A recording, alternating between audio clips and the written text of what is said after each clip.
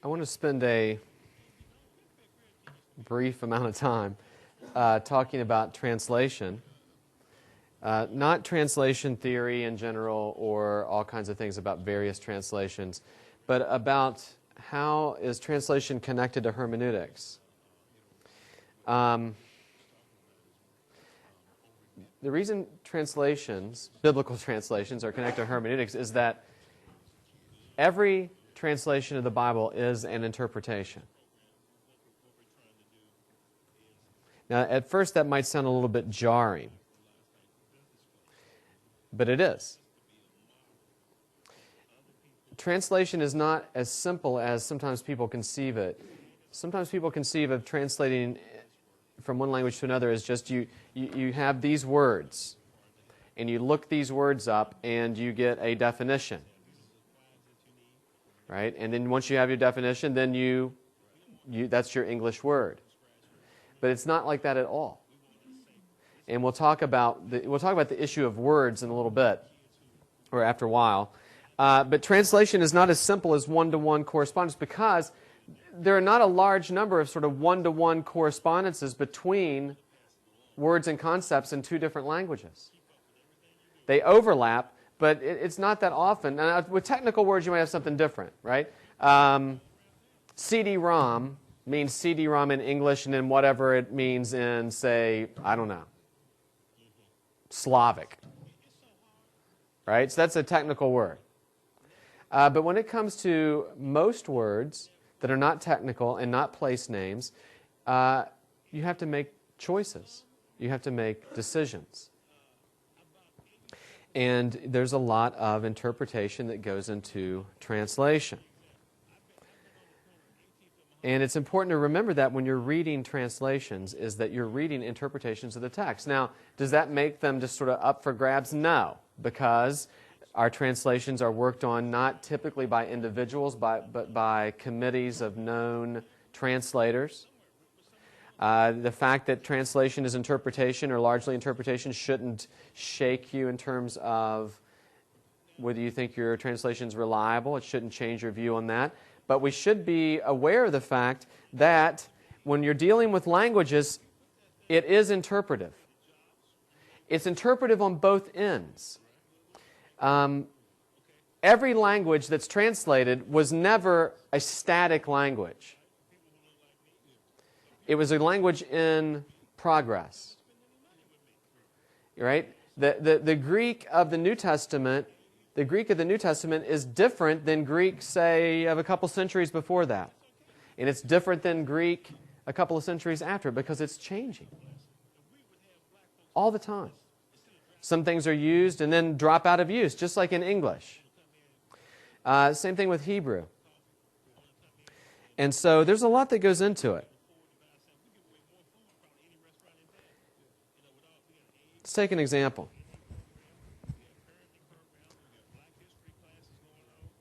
Words can change not just in the language in Hebrew and Greek, they can change in English. A good translation has to work equally with the language of the Bible, Hebrew and Greek. It has to work equally well with those languages as with the language, it's called the receptor language. Right? And English is changing. English changes all the time. My daughter has all kinds, she's only 4, she'll be 5 next week. She has all kinds of words in her vocabulary that I never had as a child. Because she hears them all the time. I'll talk about some of those later. But here's a good example. Psalm 119, 148. That doesn't sound right. I think it's right.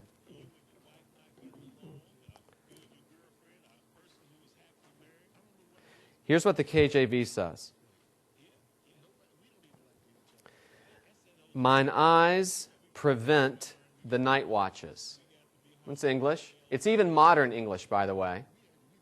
The KJV is not written in medieval English or early English or anything like that. It's still considered modern as far as like gauging languages. What's that mean? Mine eyes, even with not using the possessive mine, let's say we say my. My eyes prevent the night watches. Somebody tell me what that means. Not because you're reading an NIV right now. Or not because you have an ESV in front of you right now. I want you to tell me what the phrase, my eyes prevent the night watches, mean.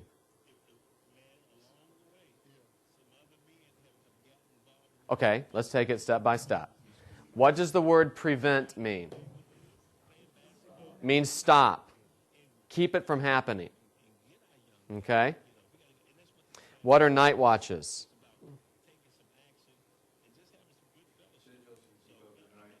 Yeah. Okay, vigils you keep overnight. Okay, yeah. Like you're going to, yeah. Okay, it's for whatever reason, like being on guard. Okay? So my eyes are going to stop that from happening.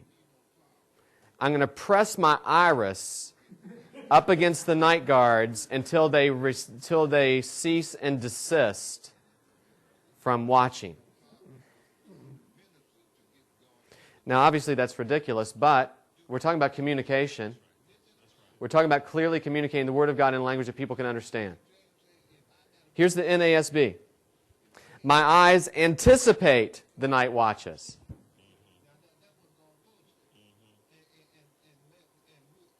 I guess that means I'm waiting for them. I'm watching. I'm looking for them. I'm looking for the night watches to begin for whatever reason. The RSV. My eyes are awake before the watches of the night. So I was awake before they started the night watches. Okay.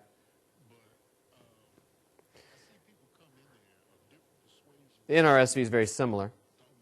My eyes are awake before each watch of the night. Okay. That's getting close. Here's the NIV. My eyes stay open through the watches of the night. What's that mean? It means I was up all night. That's what it means. The NIV is the clearest at that point. Because basically the point is, I didn't sleep last night. That's not a translation, right? When I say I didn't sleep last night, that's not really a translation. It's a paraphrase of what it means. But the idea is my eyes were open all night long, i.e., I didn't sleep. Now, I'm not just bashing the KJV, but I'm sorry, but mine eyes prevent the night watches. That doesn't communicate anything to anybody living in 2009. It's beautiful, and it's poetic.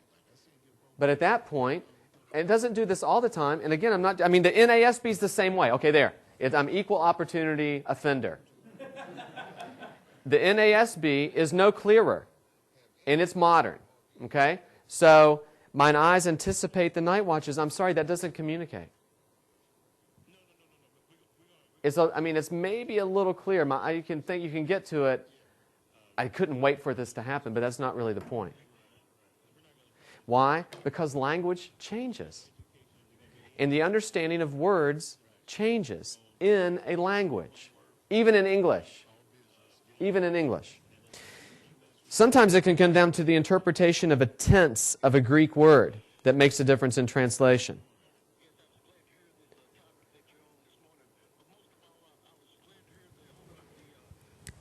I know this isn't a Greek class.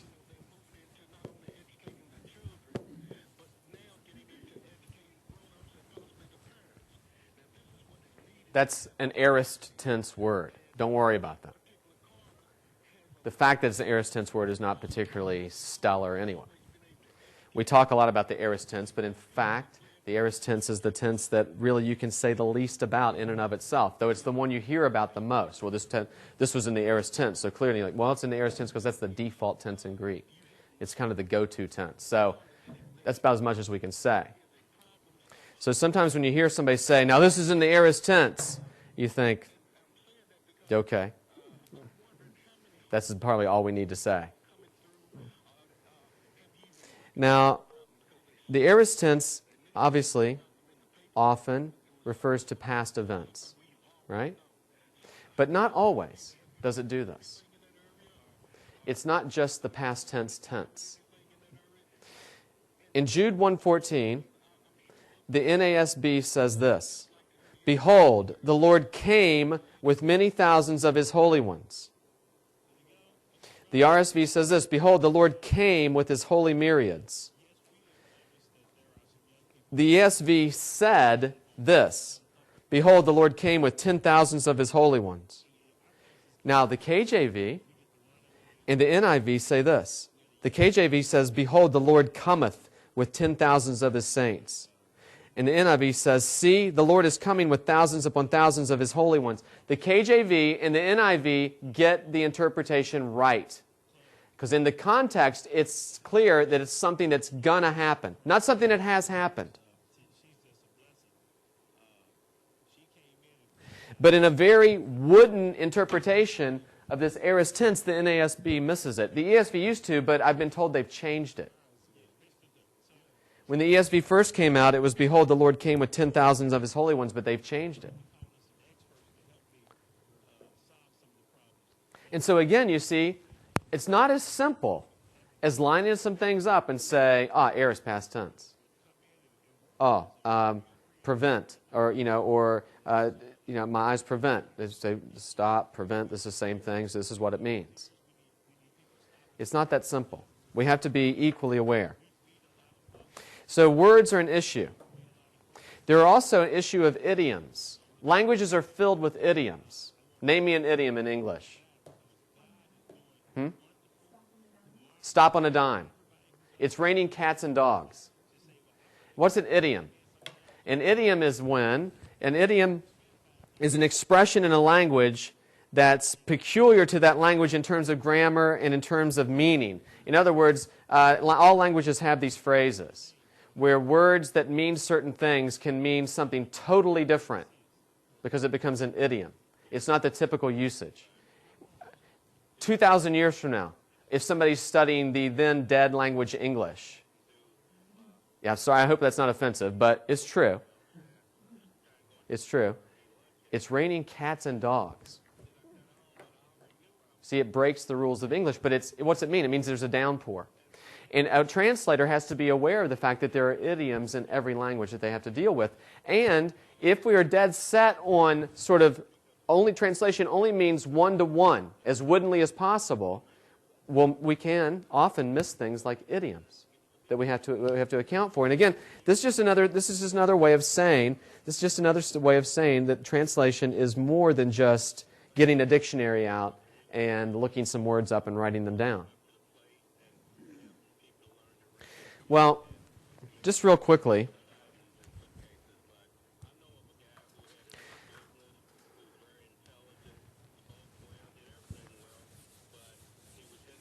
we basically measure our translations from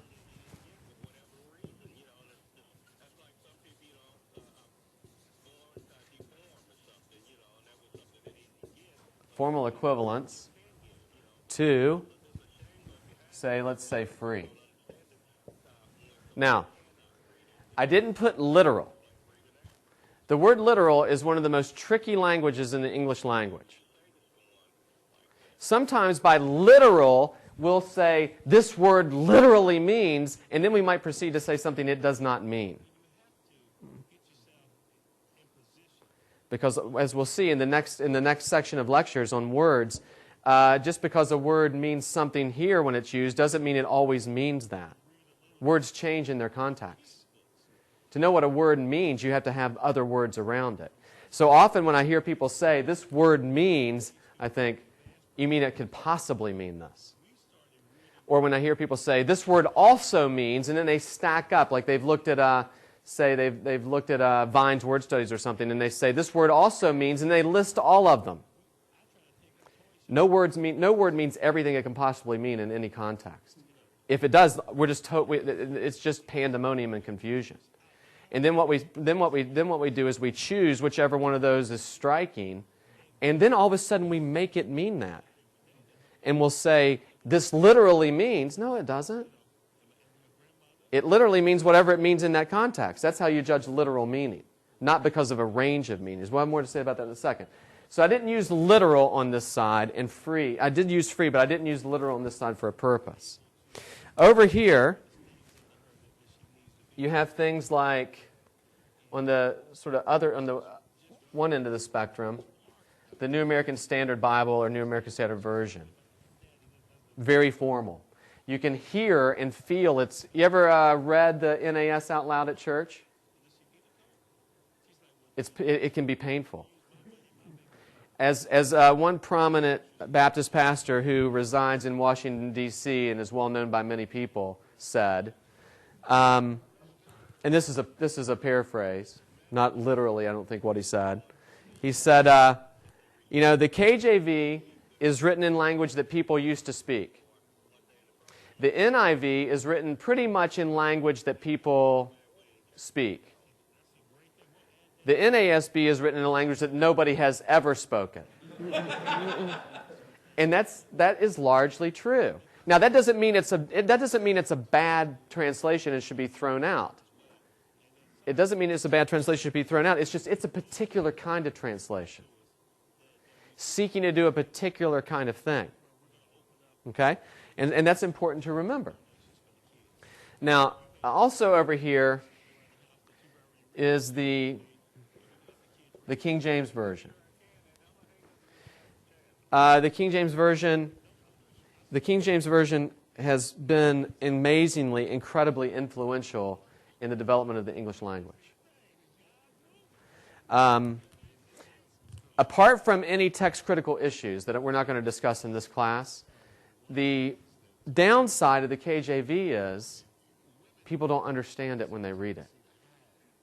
That, to me, is the big weakness, for our purposes in this class, is that people read the KJV and it's beautiful, it's poetic, it's often the one that's ringing. If you have any kind of church background, especially if you're from, say, a certain part of the country that is below here, and sometimes above here too, then that's probably the language you heard when you were growing up. Maybe, at least in some places. And it might be that what's rattling around in your head. It is in mine. It is in mine. But even when I read the KJV, even when I read it, I think, okay, I know what that means, but it's not really clear that it means that. And that's a problem when it comes to translation. People ought to be able to read a translation and clearly understand what it means. Now, there are various translations that serve different purposes, right? So that's why I'm not just saying one or the other. As we saw a minute ago, in Jude, the KJV actually gets it right, whereas the NAS and at one point the ESV missed it. Here in the middle, formal equivalents, here I'd say you have the ESV.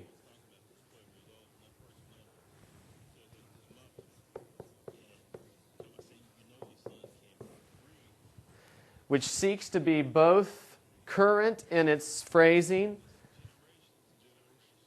but also formally equivalent to the Greek and the Hebrew. It still is based more or less on translating word by word, or clause by clause at least. It's more based on that sort of idea. Other translations you have here would be the RSV. And remember, the ESV is largely a revision of the RSV. That's largely what it is. And then you have the NRSV. Here in the middle, of course, you have the NIV. And the TNIV. Should probably bump it over there a little bit. Over here you have things like the Living Bible. And then I'm going to make a new category. You have the Message. I'm going to bracket that off. The idea here, more or less, is that the translation works sort of thought by thought. In other words, it's translating more in terms of larger sort of phrases and sentences and concepts rather than being formally equivalent. Now, there's lots of discussion. We're not really going to talk about it too much in here. But it's just to be aware when you're studying the Bible, and I'm taking for granted that many of you are studying in English primarily. I don't think that's bad. I don't think that's somehow a flaw or anything like that. I just think that's generally what most people do, right? And honestly, so do Greek students. They just act like they don't by carrying their Greek Bibles to church. Anyway, that's just an observation I've made. Okay, so typically English remains our sort of heart language. For a few people, right, they're able to transcend that and read pretty equally and freely in biblical languages. And I think pursuing the biblical languages is of primary importance. Okay, but since we're often, and probably in this class isn't a Greek or Hebrew class, it doesn't require prerequisites for Greek and Hebrew. I'm taking for granted that often we're working from the English text, and this is the kind of thing we need to be aware of. The fact that a translation is dynamic does not make it bad. The simple fact that a translation is formally equivalent does not make it, on that basis alone, good. There are more things there are more factors involved in evaluating a translation. As we saw earlier, one translation may be better in another place than another one, apart from the fact that it might be formally equivalent or dynamic. And then we saw in one place where a formally equivalent translation like the KJV and a dynamic translation like the NIV were closer to, both had it correct. And that's why I use that example. So, these are just things you need to be aware of, and I think this helps illustrate the fact that we really are talking about interpretation and what goes behind the formation of translations. There's a lot that goes into it. Translation things tend to be a place where we decide to plant our flags and live or die. It's very, very heated in some circles, not just in the KJV sort of circles, but it's something to be aware of. Now, sometimes people say, I think the best thing is to have a lot of translations. Is that good? Let's say you're preparing a sermon and you have 5 translations, or you get one of these parallel Bibles that has KJV, NIV, whatever else, NAS, whatever else. Is that good?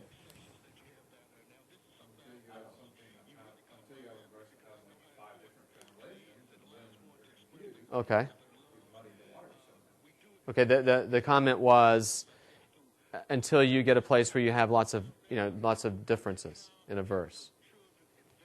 Yeah, I don't exactly know what the solution is, but I think we have lost something that we're losing kind of that common language when we quote and talk about Scripture because there's so many. Yeah, I think that's true. You have to remember, Bible translation is connected to making money. I mean, I'm not just being cynical. It is. It is. All right? I'm not going to point to any particular translations, but people don't translate the Bible and come out with new versions because they want to lose money on it. They want to make money, they want it to sell, and they want it to make money. I mean, that's what drives publishers anyway. I'm not saying it drives translators, but it drives publishers. And so it's never going to stop. We're going to have proliferation of text no matter what. So it can be good. I think it's good and bad. The positive side is you hear the text. You hear the text in a broader sort of way. The negative side is, what do you do when you come up to a place? What do you do when you come up to a place where you can't tell because the translations seem so different? How do you adjudicate between the 2 translations or the 3 translations or the 4 translations that seem so different? How do you choose? I mean, that can be a problem. That can be a problem. So, and of course, there's lots of good sort of critical, and I mean critical in a good way, commentaries and things that you can refer to. But it's not as simple as saying, well, you just have all kinds of translations out in front of you, right? It's good. There's an aspect of that that's good, but there's an aspect of it that can be also confusing. In my book, for doing English preparation. In my book, I suppose the ESV is probably the best. I'm looking forward to the new translation of the NIV that's coming out in a few years. Like some people, I don't believe the NIV is the worst thing that's ever happened to the history of the Christian church. There's some people who still preach from it. and I understand why. I think the ESV is a good mix. It is a good mix. It's sometimes confusing. They insist on using the word behold still. Behold, behold, behold, behold. Like, okay, I get it. But I never say it, and most people don't either. Right? What's wrong with look? Right? It doesn't sound as fancy, but that's what it means. But that's just a personal pet peeve of mine, right? It doesn't really mean anything beyond that. And now it's recorded forever. So anyway, this is just basically how it works. It's good to have an awareness of it for interpretation. And to remember that what you're interpreting is interpretation. And that is why, as evangelicals, we've always pressed, or as Protestants, I should say as Protestants. Let me reverse that. As Protestants, the reason we've pressed the pursuit of the original languages is this is part and parcel of that impetus among Protestants. Okay? Any general questions about this? New Living Oh, the NLT here. The NLT is, I should put it should be in this circle actually. It's a little looser. The New Living Translation is, it's not just the Living Bible revised. It's based on Greek and Hebrew. Same sort of principles, but based on Greek and Hebrew. But it's more, in my view, it's more dynamic than the NIV is in many, many places. The message is something totally different. Eugene Peterson doesn't intend for the message to be, a study Bible. It's paraphrases of English. And that's why he often has, that's why you read things and think, what? Casseroles, what are you talking about? But anyway, but he means it. He doesn't, it is what he says it is. It is, and he doesn't intend it to be like, the Bible you're using to prepare, sermons or studies or something like that. Okay? And, sometimes reading it can, I don't know, in some ways help you maybe think about things in ways you never thought about, which might be good, but not necessarily so. Okay? So that's the deal with translations. Now, connected to this, we need to talk a little bit about words. Words, words, words. What are words anyway? Words are symbols of things, right? You hear a word and it gets connected with something. And words depend upon agreement among the people who use those words.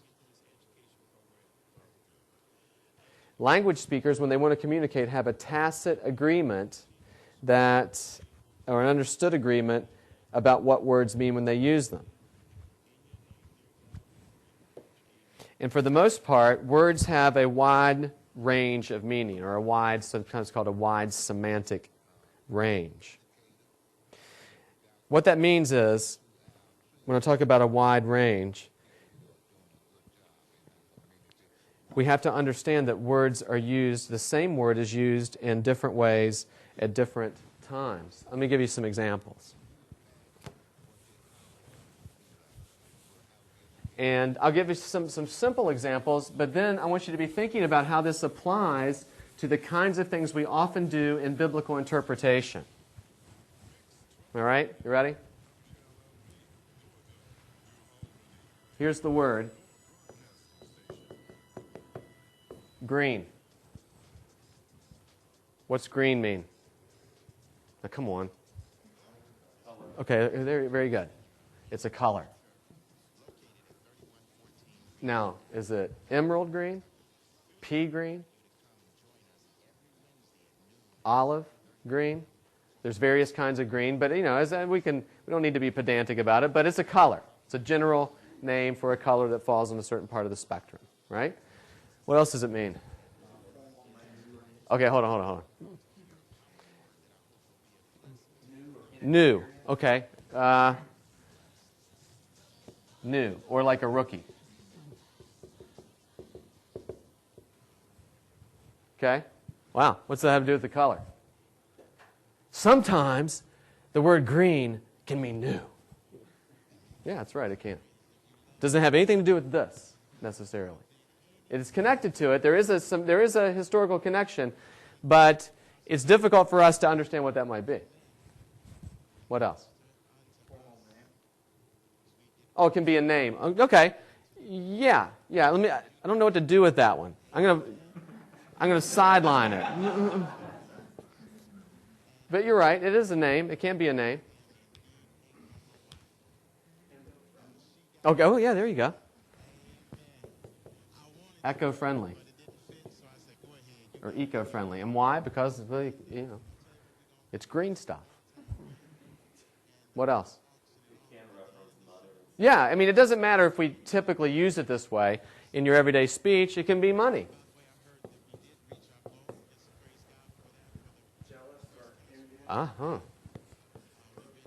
Jealous. What? Growth? What do you mean?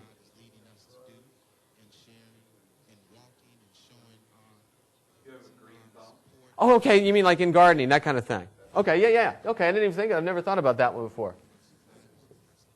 Growing. Yeah, I didn't like the tone of that. I mean, nauseated. Nauseated was the word. What else? Putting. Some of the other brothers over here said something about vegetables. Eat your greens. Yeah, you need to eat your greens. It's a bit southern, but...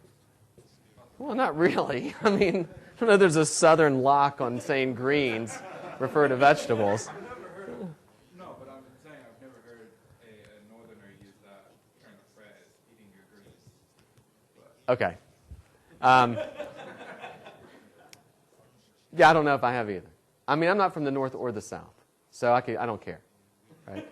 I'm from West Virginia, and so I don't care what happens in either place. Right? You guys can fight all you want to. It has nothing to do with me. Okay, so now you can see a lot of these are connected to color, right? Putting, like it's green, but it's not so much that it's green. Right? Now, historically, yeah. Golf courses have not always been the sort of pristine Augusta-type courses that we know now. A long, long time ago, golf courses were largely a place for you to tee off and lots of weird kind of rough and hazards, and then finally a place where there's a hole, the green part.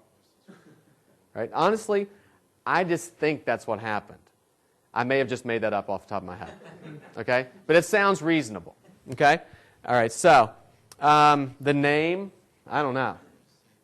People, I mean, and this is true in all languages. People have names, that you learn that you learn the sort of origin of a name. Money is green mostly for us, but anybody, I mean, who here is from a different country originally? What color is your money? Red and green. Same? Red, green, or sort of whitish, or beige, or any number of kind of things, or sometimes silver. Thing is that that's not universal. It's pretty specialized. Jealous. I don't know. I'm a little bit of a loss for that one.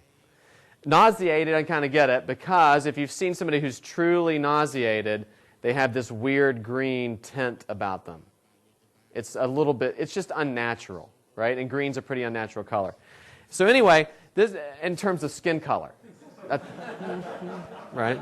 That's all I mean, in terms of skin color. So, this is just an example. Biblical words work this way too. And so if you were preaching a sermon on the greenness of something, and the context you were in had to do with being nauseated, you wouldn't say, this word can also refer to vegetables. Literally, this word also means vegetables. No, it doesn't. It's one of the possible meanings of the word green. But it may have and probably has nothing to do with the context of being nauseated unless you happen to get sick on vegetables. But that's not, that's a stretch. That's not what we're talking about. So you can see, and I use these sort of silly everyday examples to tell you this sort of practical level is where biblical interpretation happens. And not long ago, I was reading something where somebody kept doing this over and over. They'd come to a word and they'd say, this happens all the time, this word can also mean, and then it's just a list from a dictionary. Can and does, two different things.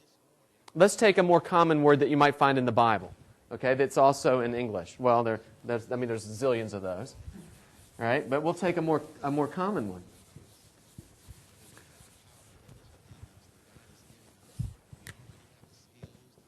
Love. Now, I've been teaching long enough to know not to throw this one out, so I'm going to finish this one myself, okay? It can get really weird if I just start, because, everybody has their own things. It can go on forever.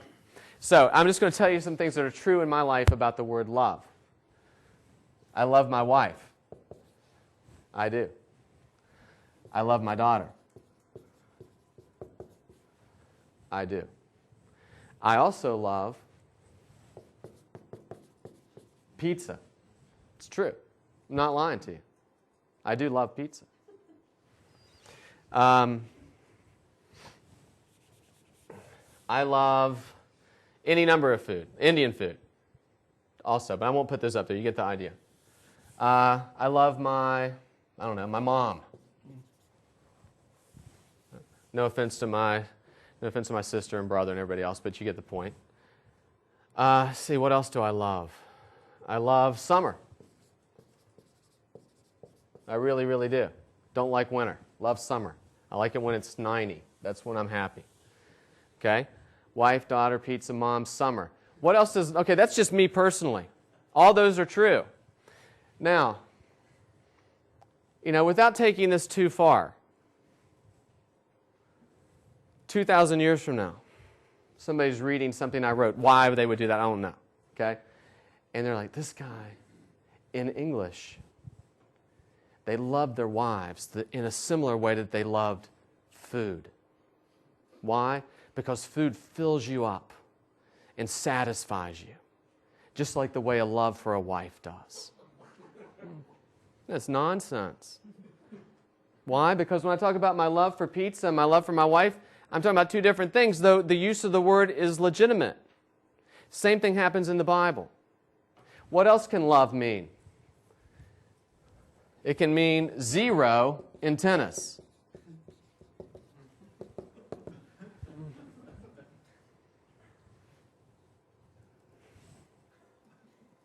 What's that have to do with loving my daughter? I can't even think of a way to make that sound significant.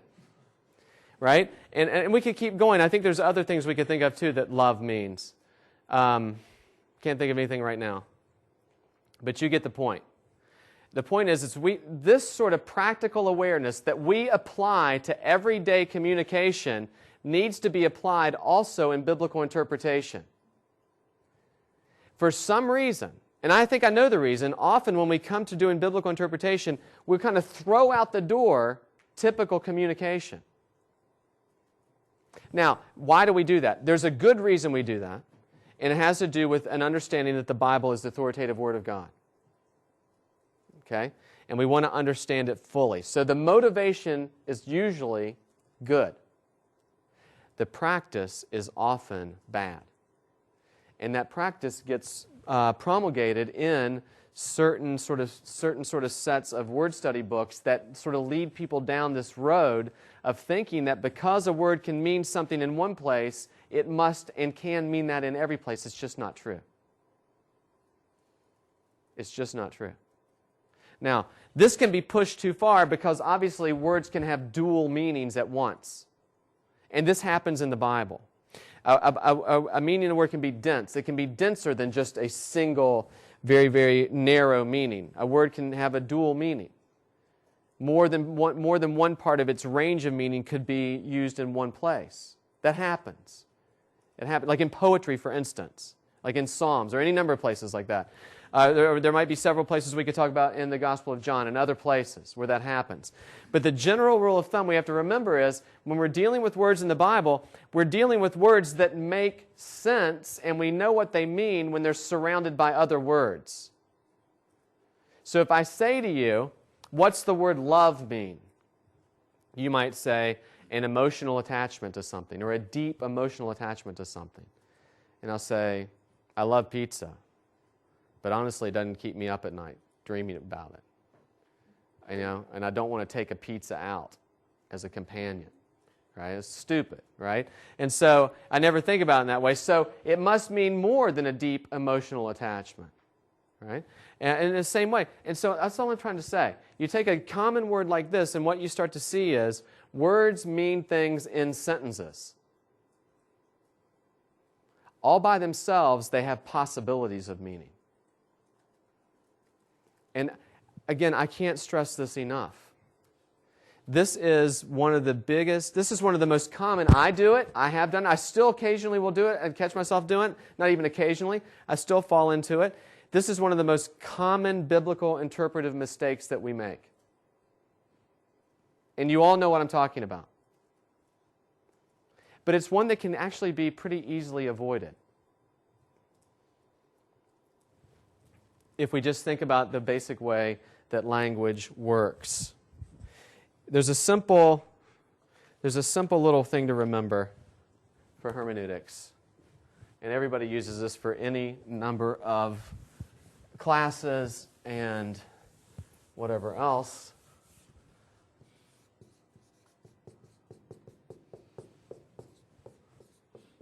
Context is king.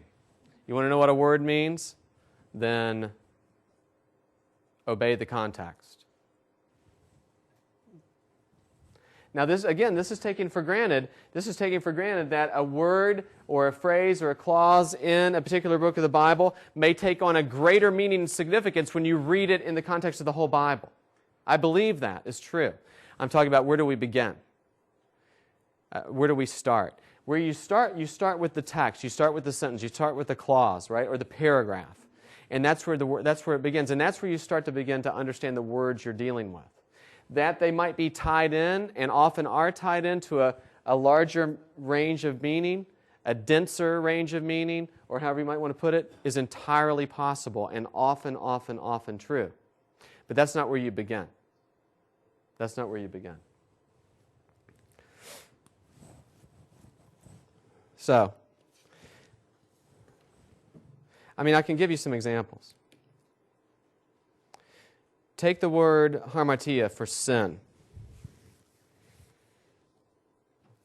In Greek, it can refer to things like a fault, a mistake, falling short, or failing to live up to an ideal. We often hear that sin means to fall short of the mark. Right? All have sinned and fall short of the glory of God. It means to miss the mark, right? And, okay, that's fine. That's fine. But it's not just missing the mark. The word sin in the Bible, in the New Testament, or in the Bible in general, the word sin is connected into a larger concept. It's not just falling short of the mark. The word sin in the Bible is connected to a larger concept about rebellion against God. Not just making some mistakes and not just doing some wrong things so that you fail to live up to God. The concept of sin in the Bible is connected to a larger concept of rebellion. In other words, the word sin in the Bible is a little more loaded than just simply falling short of the mark. It has more significance than that. And that's an example of how a Greek word, sin, took on a different kind of significance or emphasis in the Bible than it had outside in secular Greek literature. The word cosmos is another example. In Greek, the word also often refers to adornment. Like adornment. Physical adornment. It can also mean the world or the universe. This has caused not a little bit of confusion in 1 Peter, where the word is used for adornment, and people try to make way too many connections to the fact that the word can also mean world or universe. It means adornment. The outward adornment of the woman. It doesn't mean sort of the outward adornment of the world in terms of her connection or place in the universe or anything like that. It means what she wears. That's what it means. That's what it means. So we have to be careful. We have to be careful. So, just because it can mean universe doesn't mean it always means that. And the other thing is the word world takes on a greater significance, say, in the book of John. In John, what's the world? Yeah. In John, for God so loved the world in John is almost always negative. Not just an objective statement about the thing God loves. It's the world that's in rebellion against John. It's darkness. It's the thing Jesus comes into and is rejected. So the word world in John, the word cosmos in John can take on different significance, and simply looking at its range of meaning in a dictionary is not enough. You have to look at it in context. There's a new sort of application of the word Savior. In Greek, it can refer to a liberator or a benefactor or even an emperor. In the Septuagint, and then the New Testament following the Septuagint, the word is used more exclusively as God as the Redeemer of sinful mankind. The fact that it's connected to words like liberator, benefactor, or emperor are important, but you can't just take the fact that it means this out in secular Greek and then import it into the Bible as the meaning.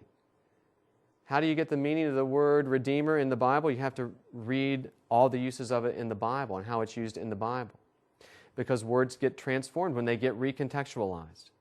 So I guess all this is to say, when we're dealing with words and the study of words and all these kind of things, you have to remember that you're dealing with context, you're dealing with words that are taken and they're moved from having one meaning, and they take on a greater significance in a new context. Any number of things can affect the meaning of words, and we need to be aware of those as interpreters of the Bible. When we come back, we will get into the sort of nuts and bolts language of hermeneutics, the kind of stuff that people who teach hermeneutics talk about.